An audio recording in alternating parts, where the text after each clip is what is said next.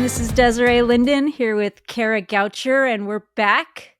Great news. We haven't killed each other. We're back for episode 2 of our podcast, to be named very, very soon. It's going to be plugged in. And I think by the 4th episode or so, we'll be saying it. But today we're just going to talk about some current events going on in the running world, get some hot takes or maybe just some mild takes on what's been happening in particularly the marathon space. I think we kind of have teed up today, but we'll see where the conversation goes because we tend to get off track and find some good tangents to dig into. Yeah, that could definitely happen today too. But I'm excited to talk about current events, mostly focused around the marathon. And I'm excited to get your take on stuff and offer my take. Maybe they're hot takes or maybe they're just educated takes.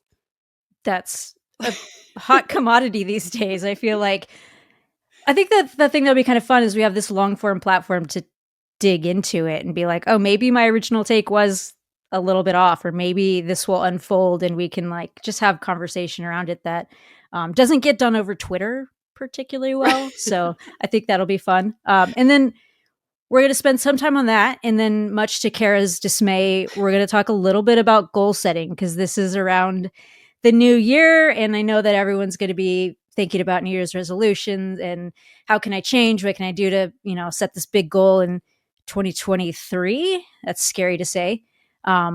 So, our experience with it, what we love about it, what we hate about it, what you can do to make it fit into your world, whether that's just ignoring it completely or having a plan to put some great goals out there to chase down during the That'll year. Be fun. People will realize I'm a little weird when it comes to goal setting. So we'll chat about that later.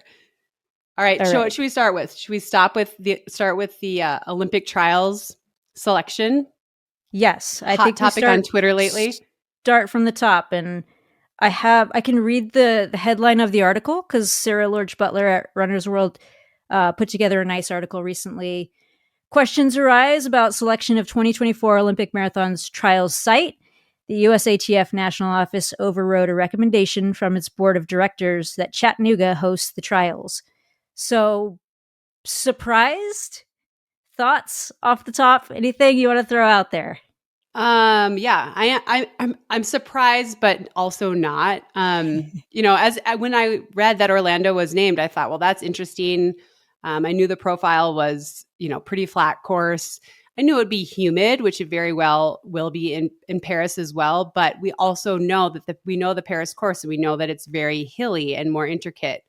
And so I thought, like, wow, I wonder why they picked Orlando, which is flat, versus Chattanooga, which had more elevation on their course. So then when I was reading this article, I was like, oh, that's what happened, right? Like this committee that works with the athletes and is supposed to be the athlete's voice recommended Chattanooga, and yet somehow we ended up with Orlando. So what did you think when you first heard that? I had flashbacks to running in the heat in LA. And, I think everyone remembered that Houston put in a bid. It was very popular. And then it was rebuffed kind of just like this. And we went with LA. Big media city. And I think, I actually think that if I remember correctly, the trials took place the day or a couple days before the Grammys. Yes. So hard to compete with that. But I get there's a lot of media in town that maybe you could attract. So yeah, I mean, it wasn't, from my perspective, totally surprising that there was a overriding decision. And I'm not sure with the LA decision. Look, the weather was freakish. That wasn't typical of LA, but like, where was the athlete thought about? I think the biggest factor was the start time in LA. That was not a decision that was made in the best interest of the athletes. I'm super intrigued. You said there is a course profile for Orlando. Is that out yet? I think it was just in a quote of the race director saying, and this is not a slam on Orlando, just to be clear, just like it's not a slam on LA. Like anyone that wants to host the trials, we know it's different now. You're losing at least $1 million bucks if you host the trials. So we understand, like, you have to love this sport, but the question is what's best for the athletes. But no, it was just an article that I read that said it would be a very flat, fast course minus the humidity. So I definitely could be wrong there. They could show up and send the athletes over a bunch of bridges or something like that to mix it up. But I want to go back really quick to 2016. And we both were privileged to run the trials in Houston in 2012. And there was so much attention to detail for the athletes and where we could run and, where we could be out on the course, things like that. And in LA, it was a very different experience. I don't know if you remember, but like they were ripping up t-shirts. We were being handed t-shirts. And so like, I remember at the meeting the night before, they said, we have a ton of sponges. Don't worry, they don't have soap in them. And then it turned out they did have soap in them. So I was reaching into a bin thinking I was going to get a sponge. And instead I was getting t-shirts from the expo that were just ripped up and thrown into water. And so, when I think about that, I do think the course was cool. I liked that it was a criterium. Like we got to see our coaches a lot. We got to see our fans and our friends and family a lot. But I always just think about like I was taking these nasty t-shirts and just like sucking on them trying to survive. and I think a lot of that was it was a crazy hot day, but then also like why did we start so late? Like they had to hang on for the television rights, and that just makes me feel like the athlete's best interest is not at heart. And it seems like, and granted, I'm not in these meetings, I'm just reading articles and reading things that pop up, but it seems again like the athlete's best interests weren't put forward here. Something else was put forward. And so I want to ask you, because you're still racing and competing, I'm curious if you'll be lining up in Orlando, but also just your opinion on US marathoning is so deep. So should we be picking courses that mimic what people are going to see at the Olympics? Or is it, hey, if you make that top 3 and it's a totally different course, that shouldn't matter, you get to go? I mean, obviously that is how it is. You get to go. But do you think we should be being more strategic as a country with how we select our athletes? I think, I liked the idea of Chattanooga because there's some type of course adversity, like you're going to have hills or bridges or something. And maybe the weather is more favorable there. So that could be the trade-off here. Like, look, it's going to be warmer and humid in Orlando, although it could be absolutely perfect in Orlando that time of year too. But I think to get a team ready for the games, they have to be prepared to manage some adversity. Like it's summer games, it's going to be hot, it's going to be humid. The profile for Paris is challenging. So let's pick the people who manage that the best. And yeah, I think the course out front should reflect that. I don't know how much the bidding comes in before the Olympic course is revealed. So it's like, can they get that? But I just think in general, you have to have a situation where there's going to be more challenges than just covering 26.2, if that is something that kind of makes sense. It's not just covering the distance and like time trial fastest, type thing. It should be one more factor that you have to manage, and whether that's weather or terrain, or if there's anything else that could be factored in. I think people who handle adversity well are probably going to fare the best at the games. So I think we should be planning for that. I'm intrigued to see what they actually roll out for this course, because from the rumblings I've heard, I'm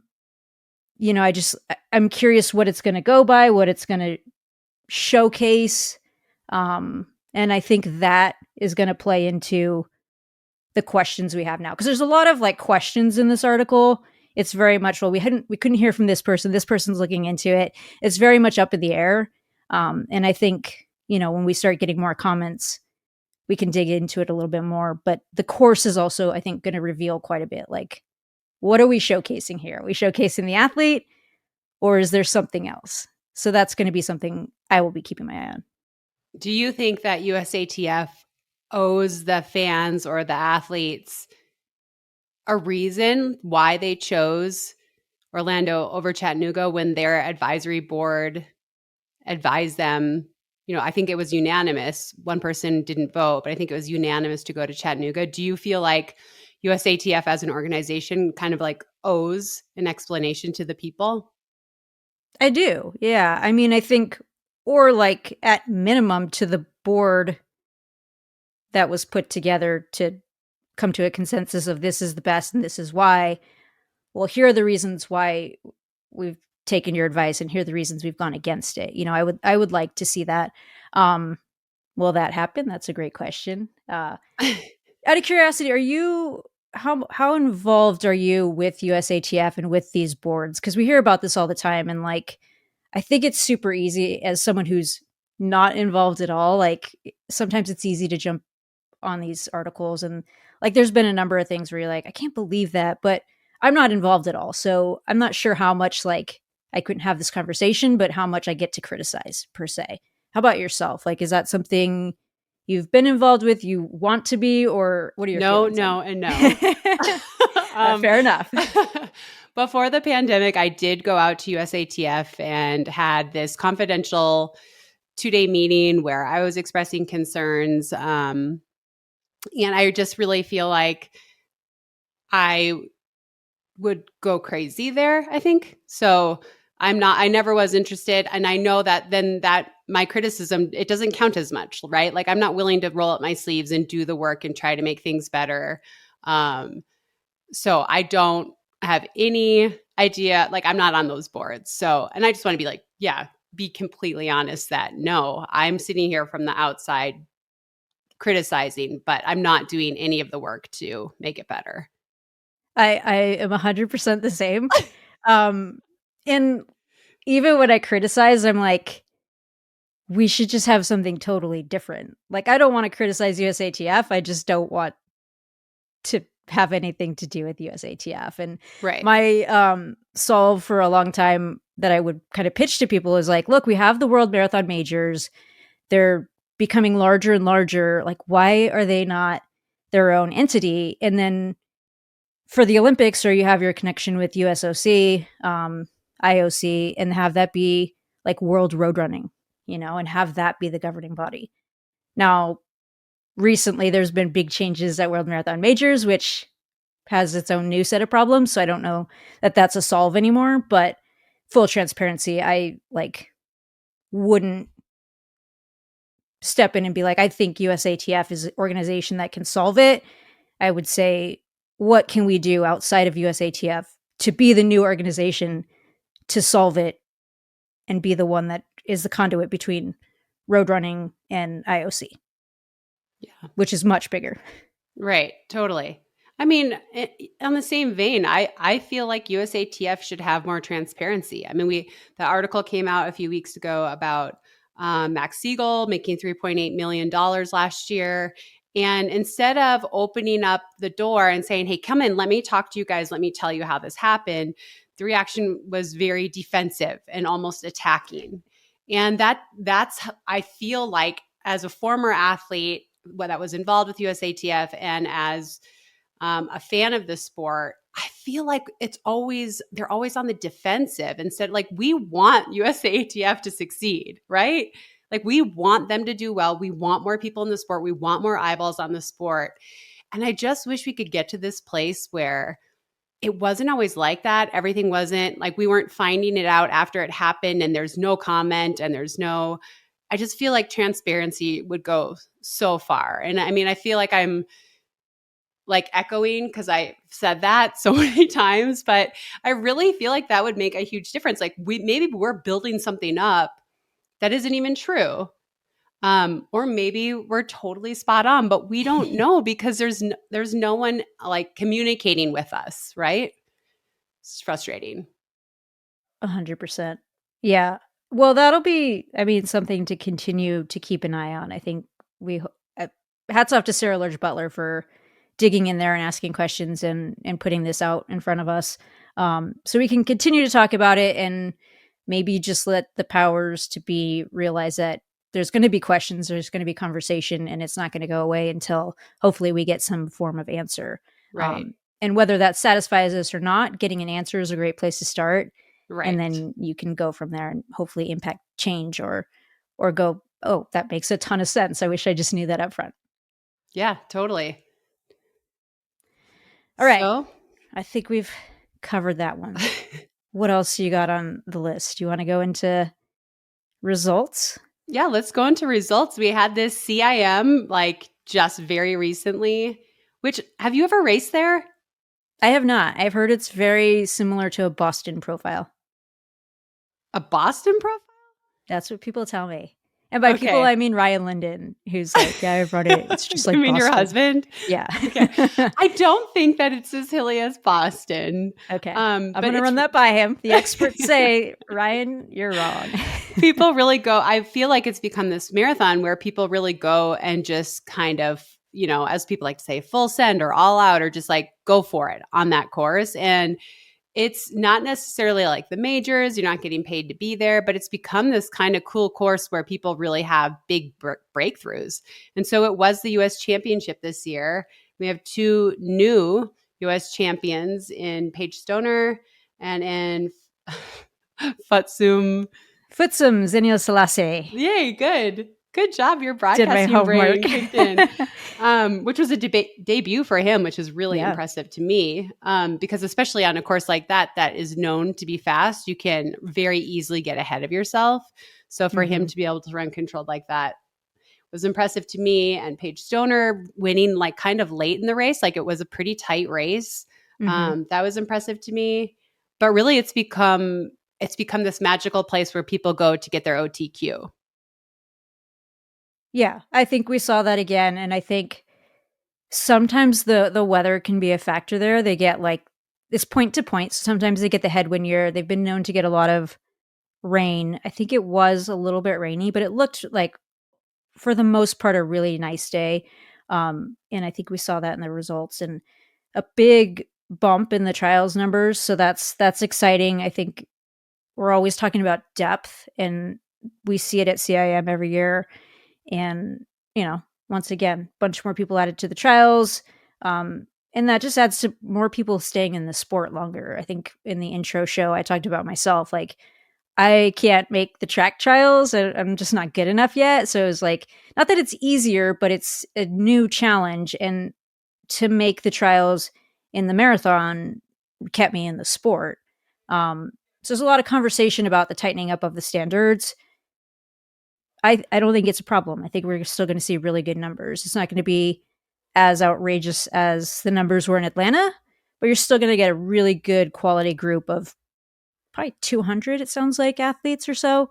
And that's great depth. And it continues to move the bar. If we just leave the standard Yeah. where it is and the numbers keep going up and up and up, well, what's like, you're not really chasing anything special anymore. It's like your BQ should be hard to get. It should be rewarding. So yeah, I think it's panning out pretty well. Quick tangent. I want your Yeah. opinion on this. So you ran in Houston. I don't remember how many women were in that race, but definitely not 200. Maybe 150 or 175. LA, I don't remember either. Maybe 175, 200. I know it was more than Houston. And then you ran in Atlanta, 500 people. I got to watch that from the outside. And as a fan and as a person that was just there to enjoy the weekend, it was very exciting to have that many people out and about. But I wondered as an athlete if it was a little distracting and just a different feel. So how did it feel for you being that you've run in the 2008, 12, 16, and then this giant 2021? How did that feel for you? That's a great question. I've never really thought about it in that perspective, but I think to a degree it was a little overwhelming. The organization takes care of like accommodations and things like that. So you're in a place with every other athlete in the race, which is pretty cool. But I'm a total introvert. So Right. like when I'm getting in the elevator with people and this is the greatest problem in the world, but also like all weekend long, like, hey, can I grab a picture? Like, oh, like people like being excited to like interact was just different. Cause usually for world marathon majors, you're kind of like you have your space, you have your athlete area. And it's a small number of people. So like and this isn't to sound pretentious or unappreciative, but like the fangirling or fanboying is pretty limited. And then you do your things and you have like your engagements where for me it's like, okay, I need to flip the switch and bring my social energy. And I can do that. And be genuine about it. But I also know my social battery has X amount of like lifespan to it. And then I got to go recharge. So in Atlanta, it was just like, it was bigger than normal and it was a little more like unprotected. There were less guardrails around it. Of course, all that being said, there was less like sponsor obligations. I think I had like one thing for Brooks and that was it. So it wasn't like race organization wants you to do whatever or like the John Hancock or, New York Roadrunners. So it was give and take, but it was very different. I was going to ask you one thing on this trials thing too. What you never ran a split like women's only and then like the men's. How do you feel about that? Like, what were your thoughts in Houston? Do you see advantages to maybe splitting these up? Or is that just like outrageous in that we can only get a handful of people to bid anyhow? So, like, no way you're getting two? Like, any thoughts on that? I think it would be really hard to split now just because we know how tough it is and the financial loss these cities go through to host it. I was in New York in 2007 when the men ran in Central Park, and it was so fun and so exciting. And then the women ran in Boston. I wasn't there for that. You were obviously. I kind of like the men and women together. I feel like it really shows, I'm always thinking of it from like women are getting shafted perspective. It's just the way my brain is wired. And so I really like the fact that like on the same day, you're seeing them grit it out. I like that we have more numbers than the men. And so I like them together. I think it works really well and it makes the races just so exciting because you're like, here come the women. Oh my gosh, what's happening? And then literally minutes later, it's like, here come the men. What's happening there? So I personally really liked that. And I like as a fan, I really liked that too, that I didn't have to travel to two places. I could just go to Atlanta and watch all the magic, in one day. Totally. Makes sense. Okay, Des, will we see you on the course in Orlando? 100%. I got my qualifier. I'm ready to go. How competitive will I be? It's TBD. No, that's the game plan, and I don't know. I mean, watching Meb make the team in 16 and freaking Abdi, will that be me? Seems unlikely. The women's side is just stacked, but I think in our intro show we talked about where you just like believe it and you picture it and you know what that moment is going to be. And it's super hard to put your heart on the line and do all that. But I kind of in my mind have always had it through 24. I can picture that and then like hard stop after that. Yeah, right. You'll never stop, but that's good news. Okay. Speaking of depth, Yeah. let's talk about what happened in Valencia. That's like mind blowing. Right? Do you want to read the top results? Yeah. Okay. So the men was a debut. Yeah. Right? First time ever. Kelvin Kiptum 2:01:53. I mean, wasn't that the world record just like a couple of years ago? It's the number 3 all time. It has to be, right? Yeah. I mean, Yes. and who's running under 2:02 until the last 3 years? Right. I mean, yeah. And then on the women's side, I didn't see this coming. Did you? No, of course not. And I was laughing when you were just talking because on my notes, I have 2 pages of notes, but I wrote one, and I did not put the winner. I put the debut, that's how much I did not see this coming. But give us the result. Well, on the women's side, we had the debut of Gade, who won the world championship 10,000 meters this year, who is probably the most, this is going to sound weird, but like the most beautiful runner to ever watch. Just like everything is so perfect in her form and nothing ever breaks down.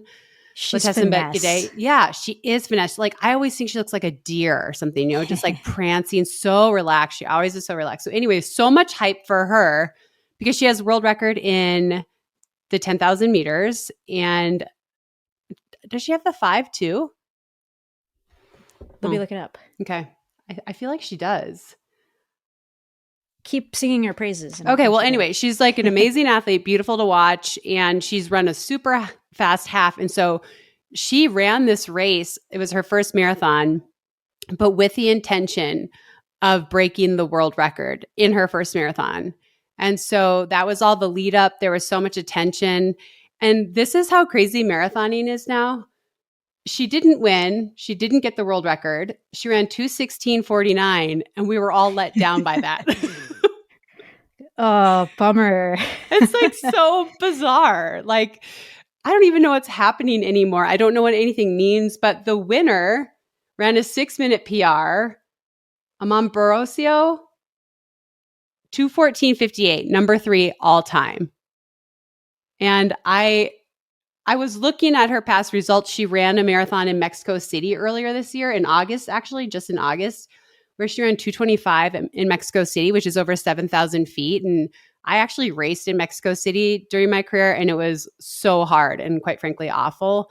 So the fact that she could run a 2:25 up there, I guess was a little bit of an inkling that something big was to come. But no, I could never have picked her for 2:14:58. A 6-minute PR. And it's not like she just started marathoning. She debuted in 2016. So yeah, since you're still competing and you're facing these women, when you see times like that, what do you think? I mean, I think that long pause is like what it is. You're just like, I don't really know what to think anymore. I think if the bar has shifted so much, and these are incredible runners. They're doing amazing things. Sub 2:15, like I would have never, like, we've also raced like the equivalent in our era to these women, you know, like Right. Mary Katani. Like, I mean, I could, it's hard to list names because you're like, well, did she get popped later for drugs? Like, I don't, but Mary's like a perfect example, right? Like the way she went into her debut and just was like so aggressive, and all of her history said she would be amazing. And then she like debuted in 2:20. She hit the wall at like mile 22 in New York. Tough course anyhow, but it was like, okay, like respect the distance, you know, Right. like that's what you would tell people. And I think Gade is like another tier. So that she got beaten is like pretty mind blowing. And like 2:16 is the new respect the distance. Like, see, like you got to respect the distance. Like you're not going to get the world record on your first try. But I think mentally for me, it's such an adjustment because you have to believe you can shift as well. But at 39, like, I'm not sure that's even like acceptable. Like, I know there's like there's just kind of like touchy feely, like age is just a number. Like, well, actually it's this like physiological thing. And this is the way the bell curve works. And this is where you're at your peak. And like, this has been proven, like the longitudinal studies on this are not like small. And then there's this new kind of philosophy of like age is just a number and like we can do things later. So the cynic in me is like, well, how? Like if I'm going to achieve these numbers, like something has to change. I have to be better at 39 than I've ever been before. And how would I achieve that? And most of that to me, I think if it were me at 39, the only way I could do that would be like nefarious, like, which is terrifying. And then there's the shoe factor, which, you know, is its own big conversation that I'm sure we will get into some point in this podcast. But so even that, if I were to put those on and see these really great improvements and like go run a personal best at 39, I would mentally go, well, I'm actually in 2:25 shape. You know what I mean? Like I would for sure just like do a conversion. And that's a big mental barrier that I have with competing right now. And that's just being brutally honest. Like, do I want to go crack the really good one? Yeah, because I'm working really hard and like everyone else is getting better and I see people that are my peers doing it. But if I did, how would I actually feel about it? I would probably like find a way to translate it so it didn't feel like a PR anyway. So like how satisfying is any of that? I don't know. It's a really tricky place to be in. But all that being said, like it is the new reality, and 201 for a debut, we're going to see like when are we going to see a sub 2 on the men's side? And like I don't think it was a secret that Gide's coach said when she's on and she's really mastered this event, she can go sub 210. Like I know, but like when I hear that, I do this calculation in my head, just like you were saying. I think 210. Okay, let's say she's getting X amount of minutes for the shoes. Okay, that's actually like I just started doing these calculations, but I feel like my calculations don't even work anymore. Like when technology first came in, I was like, okay, well that's about 3-minute difference or about a 4-minute difference as they got better. But now I'm just like, what 210? Like, what are we even talking? Like, I can't. My little computer's like beep beep. It can't work. It can't like get there. And I also just wanted to echo something you said. I appreciate you said that so much about the age is just a number thing. I'm happy for people who can run in their late 30s and early 40s and be running super fast and well. But I do think for the majority of us, there is a bell curve. And when people, like I've had so many people say to me before I was diagnosed with my neurological issue, but I just like slowed down, they'd go, it's just a number. You're just thinking it's a number. And I'm like, no, I mean, I've been running in this body for a long time and it's okay. It's okay to slow down. Like that's actually what happens and that's okay. And so while I can't believe some of these people, and a lot of it is they started later. There's a lot of different variations here. But sometimes when people say, yeah, I'm a little too old to run that way anymore, just say, okay. You don't have to try to convince me that I can do it because I flat out know I can't. Yeah. I'm trying hard enough. I promise. Like this is max effort, but this is the result for max effort now. Right. And that's okay. Like it's okay. We're human bodies. We can't live forever. It's okay to like have a come down a little bit. So anyway, I love that you touched on that. I'm always like, yeah, but so yeah. Well, okay. Yeah. Here's a guy who, speaking of outliers, like age is just a number. This is a guy who's found a way around it. Eliud Kipchoge, right? Like he's what, 38? Yeah. Yeah, right. Just got announced that he's running his spring marathon in Boston. And that's a guy who we have not seen slow down. And it's going to be really fun to watch him attack a course that is not a London, not a Berlin, not a Chicago.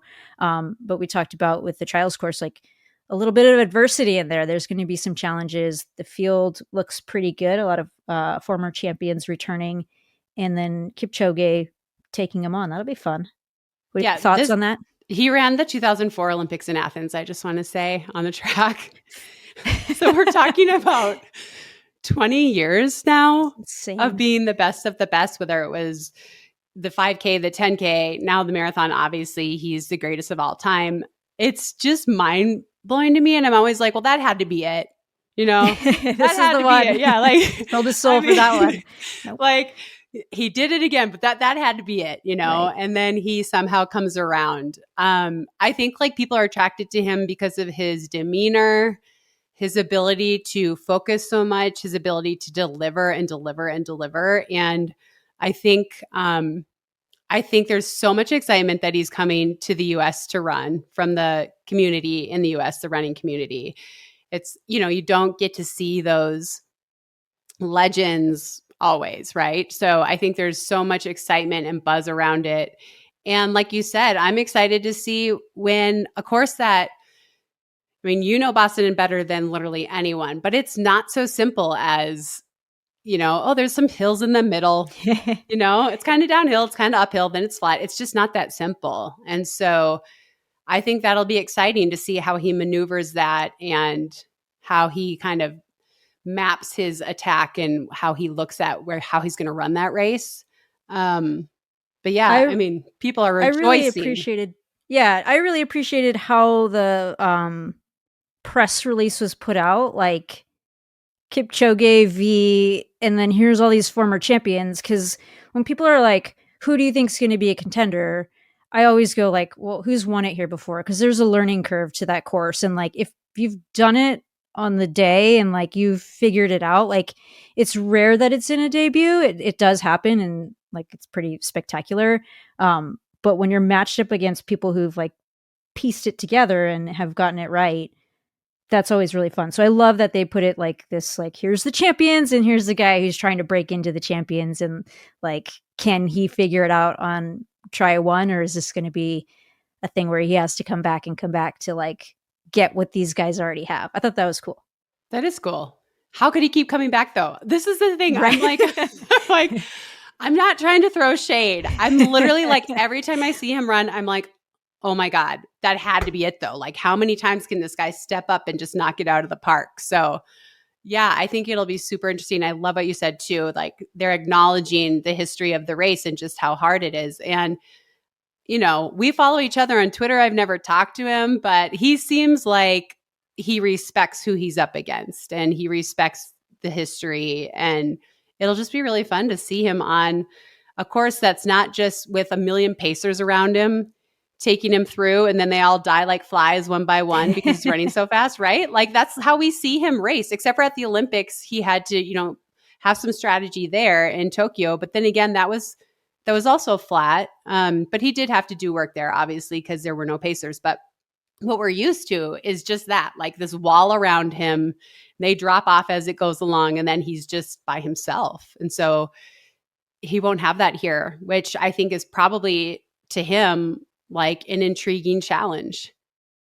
Yeah, absolutely. That's going to be super fun to watch afterwards. I was going to say, well, I can watch it. You won't. You'll be running. I normally don't rewatch races, but I'll probably, I mean, and that's the funny part. It's like, it's exciting for everyone in running across the board. Like, I think he's the most popular name in the sports, like the Usain Bolt on the marathon side. And it'll be interesting to see if that resonates with the US audience. Like, what are the numbers on television? Like, is it captured well? And the whole story around it's going to be quite fun. I would say his like female counterpart, Edna Kiplagat, is also entered on the women's side, which that's going to be, she's another person that you're like, well, this is the last one, right? Yes. Like 100%. And I think like it's kind of fun to parallel their lifestyles, like their energy, their person, like they're pretty similar. And I do think she's like a female counterpart to Kipchoge. Like she just so focused and very like running is the core, and everything else is like, how does this feed into making me a better runner? And there's something to that, adding to longevity, that maybe we're not like giving enough appreciation to. But I think those two do it in a very, very special way. I love watching her race because at the halfway mark, you forget that she's even in the race. But that's a mistake because she's kind of hanging out in the back and watching everything unfold and calculating who's real, who's not. And she always comes through in those last 3 or 4 miles. And she's been like that. I mean, she was like the best in the world my entire career, right? Like she was winning world championships and she was winning majors. And then I've been done for so long and she's still going. So you're right. That's a great person to sort of think about on the female side that parallels that long, methodical, humble career. We were running in New York. I was next to Kira, and it was just like so chaotic, a lot of bouncing around. Like there's the energy around the water bottles, and I like nudged her and I was like, just follow Edna. And it was like great advice. And then I like totally did the opposite thing. I was like, I can't take all this like jostling, moving. I'm like just creating my own space. I got frustrated. But I was like, the best thing that you could do is just follow Edna for as long as possible. Like you're probably not gonna be able to follow her to the end, but she's gonna like map it out just right. And I think that's like a really great Boston strategy. I'm sure there's plenty. Maybe there'll be competitors listening to this right now, and like just follow Edna. That's my right. But if they haven't figured it out by now, we're not giving away any secrets. You know what I mean? Like, I mean, she really, yeah, she knows what she's doing. She's in there, but always a little back and just sort of like waiting for the right opportunity to strike. And so everybody follow Edna. It's a game-winning strategy. Yeah. Right. Yeah. And then out kick her. Good luck. Yeah. So this is the Boston announcement, when you got into a few of the players, it's obviously more is going to come out later. But what I think people might be interested in, and you can maybe guide me through what your process looked like.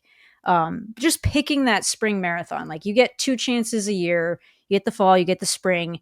Like what was the thought process for you? Like deciding Boston versus London or Tokyo, or like I don't know, maybe you're like I'm going to do grandmas, forget these. Just like give us a little peek behind the curtain, what that's like, and why the whys. I mean, my career was a while ago, and I really, Wasn't that long ago. but I'm just thinking like I really marathon like seriously for about 8 years. Mm-hmm. And for me, I knew I wasn't the fastest person in the race. I knew that. So I could go to London and get a PR, but I'm not going to be in contention. And for me, it was very easy to stay in the United States and run the 2 hardest marathons of the majors, run Boston and then run, I started with New York and then Boston. And as long as I was healthy, those were always the ones I was going to do because I wasn't going to run 2:16. It just wasn't going to happen, but I could be strategic. I could, be really smart and cagey in my moves, and I could land on a podium. And so that's why I always selected those. Plus, I thought if I ever did win a major, I thought I want it to be at home. Like I wanted it to be on American soil where like the way I looked at Lynn Jennings, some girl could look at me, Mm-hmm. So yeah, that's why I never ran a flat fast marathon in my life ever.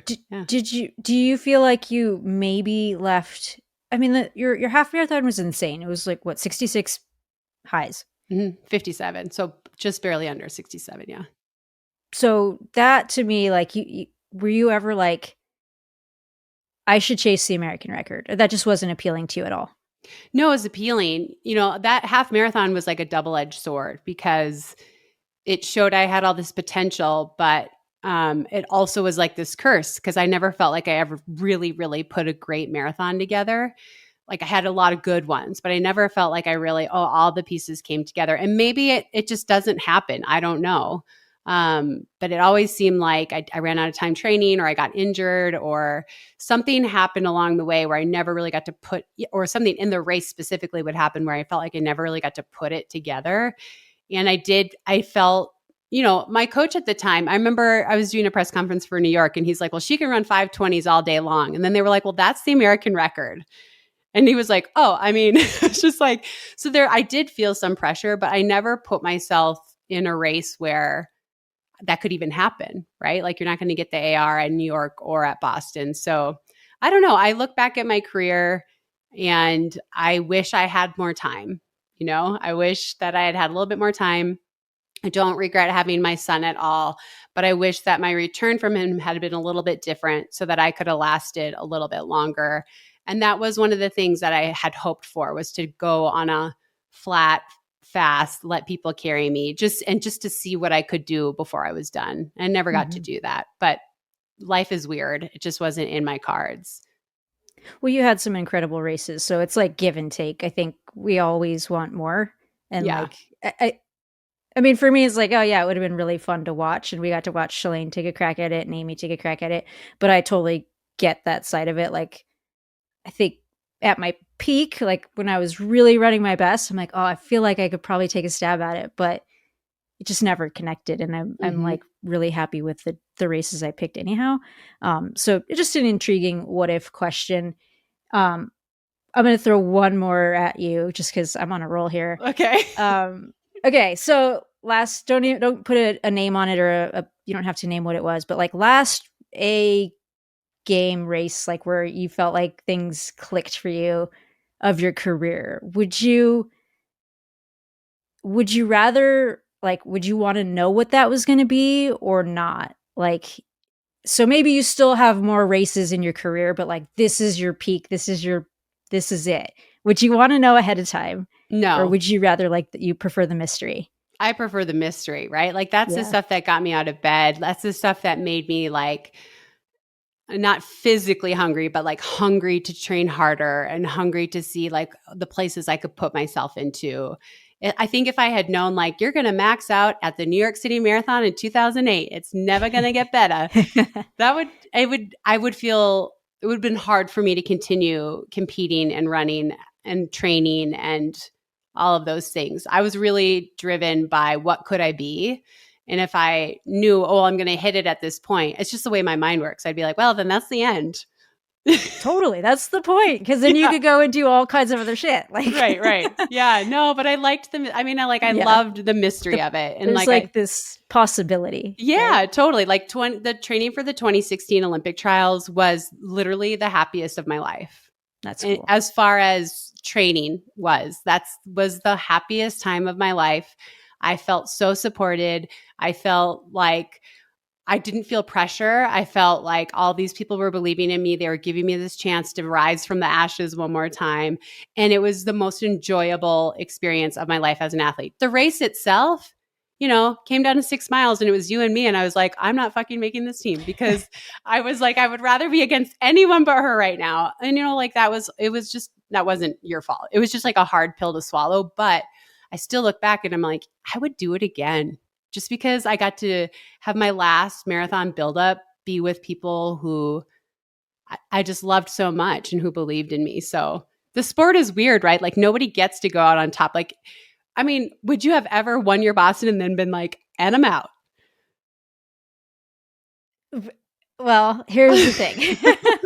Okay. No, I have said before, and I'm glad it didn't work out this way. If I had won in 2011, I definitely would have just been like, boom, I'm out of here. Like, this is peak. I have other stuff to do with my life. And I think it was like the best case scenario to be so close. Like, that made me driven for so long.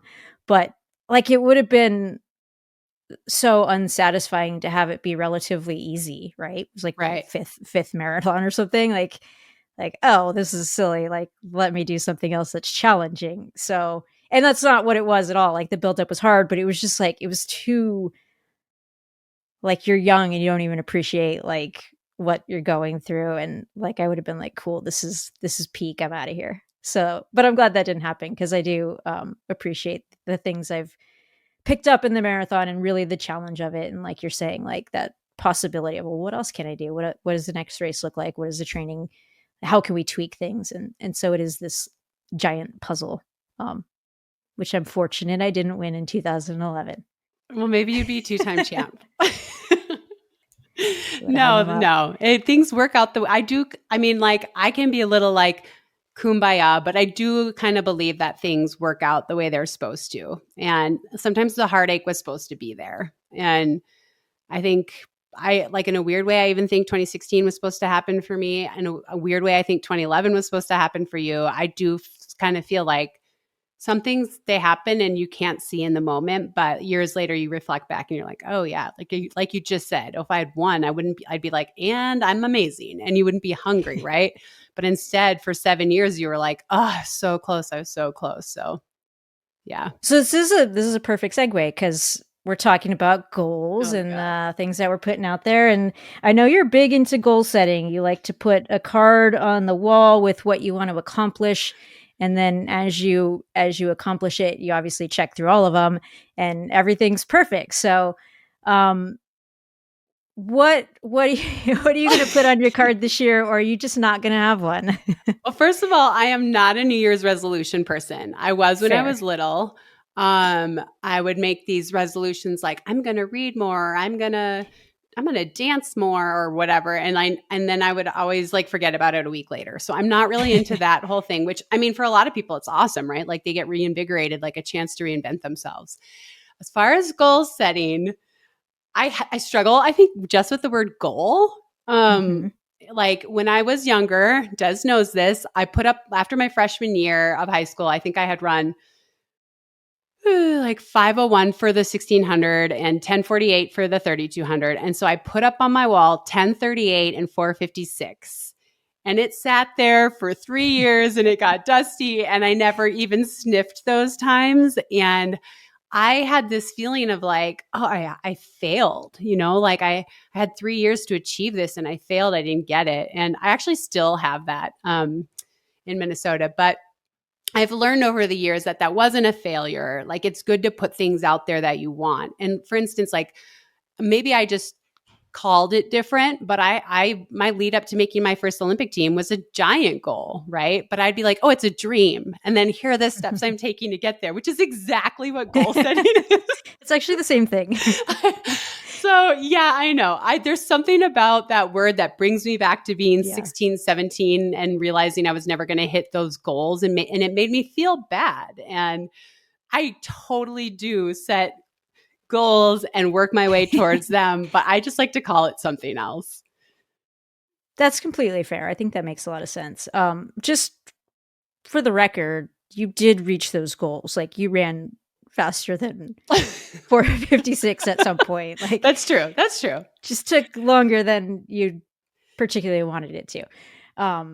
Yeah, I think I was at an event recently, and someone asked, like, how do you set goals, and like, what does that process look like? And every single person's panel is a 4-person panel, and there was a woman who was an Olympic swimmer, there was a sports psychologist, and then there was this entrepreneur who was incredible. And everyone was like, well, they have to be massive. Like, the point is, like, to chase something really big. And like, all of us kind of went through and said that. And I was thinking about it and actually added this to my comment. It was like, but it can't be paralyzing, right? Like, if your goal is so audacious, which is good, you should dream big and like then work backwards. But if your goal is so audacious that you are paralyzed by it and you can't even get started, or the thought is like so frightening that, you know, like the steps become like you just never get going, then it's probably not the best goal, and like reel it in. So I don't think that your card was audacious at all. That makes a lot of sense. And you got there eventually. It's just also like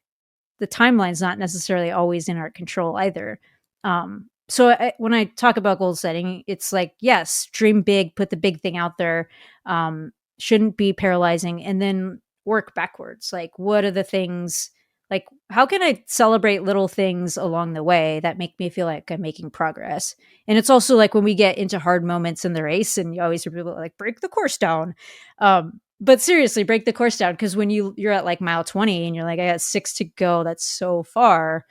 But if you get to the next stop sign, like, then that's a good thing. And then it's just a mindset thing.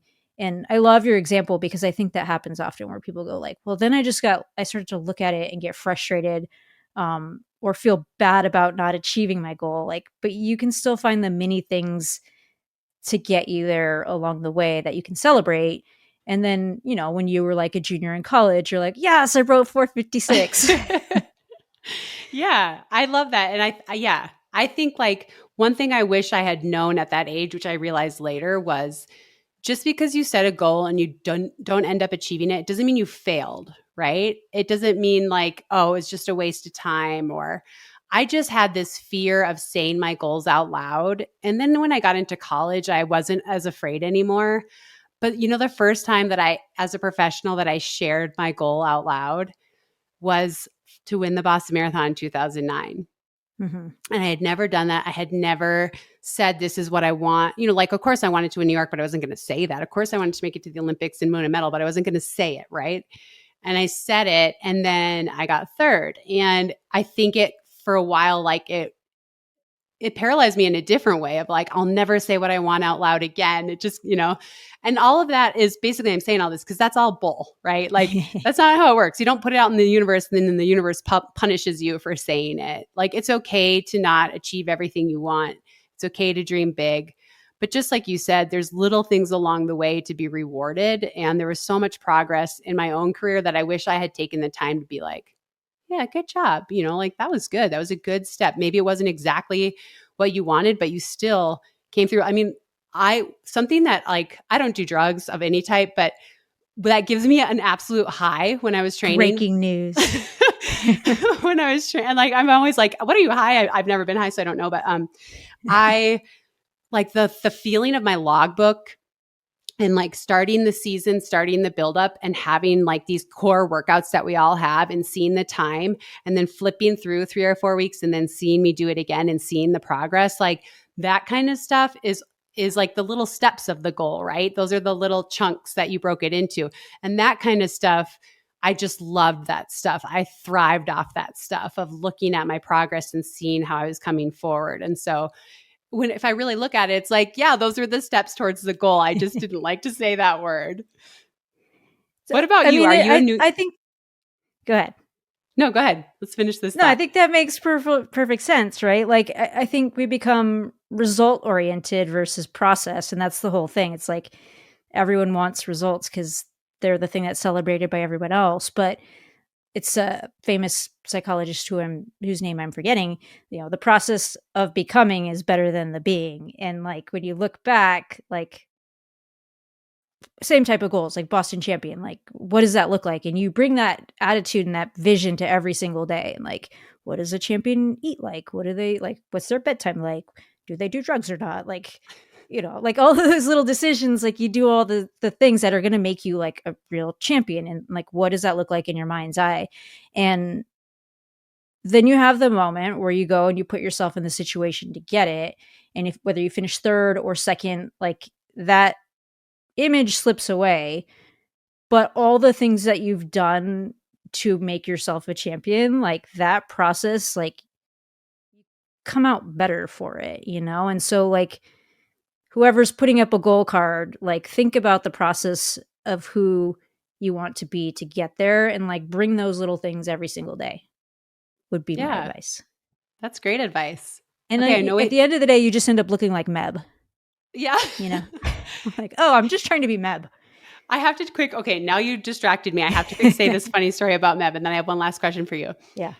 When in 2014, I was running the New York City Marathon, and so was Meb. And at the time, I was sponsored by Skechers. And about 8 weeks out, or maybe 7 weeks out from the marathon, we did the commercial shoot together. And I was like, how's your training going? And he was like, well, I haven't started yet. And I was like, what? There's only 7 weeks left. And he was like, well, I have this whole body of work. So like I'm running and I have this volume and I have these years and years of body of work, but I don't start getting into the hard workouts till 6 weeks out because I don't want to get injured. And it was just like mind blowing to me. Because that's just what you're saying is all that work you did, even if you didn't get the exact result you wanted, all that work still happened. And it builds for the next goal, right? And it's not like it just like you're like, oh, well, I got second at Boston. And then all the work you did to train for that just flushed out of your body, right? It was Start still over. there. Yeah, exactly. And you got to build upon that. But I'm actually dying to know, are you a New Year's resolution person? No, not at all. I'm like super content with who I am. I think I know I'm not going to change just some of my habits. I am like consciously throughout the year, I try to be intentional, like in my decisions. And like sometimes I have to reset and remind myself, like in the summers when it's super nice and you like going out to dinner all the time and or whatever, like barbecuing on the deck, which you don't know much about barbecue, but I can give you a tutorial about barbecue. But you're going to have like a cold beer and it's just like the thing we reach for. And like, oh yeah, like all of a sudden, like every summer night you're having 2 beers with dinner. And like, there's moments like that where I hit reset and I'm like, why, like, what is this bringing to me? Like, am I grabbing it because it's there? And like, I do that with food sometimes in general. Like, do I really need this cake or am I eating it because it's in the house? And, obviously a whole can of worms there, but like I just try to be intentional. Like, what is this bringing? Is it the flavor or is it like a reward or is it just a habit? And I'll hit reset a couple times a year with like things that I've felt become habits that I'm not necessarily happy with what they bring to the table. But resolutions at the new year, like, I don't know, just because you turn the calendar on a certain date and like you get a fresh set of pages, whatever. Like whenever you feel like you need to hit reset is my philosophy.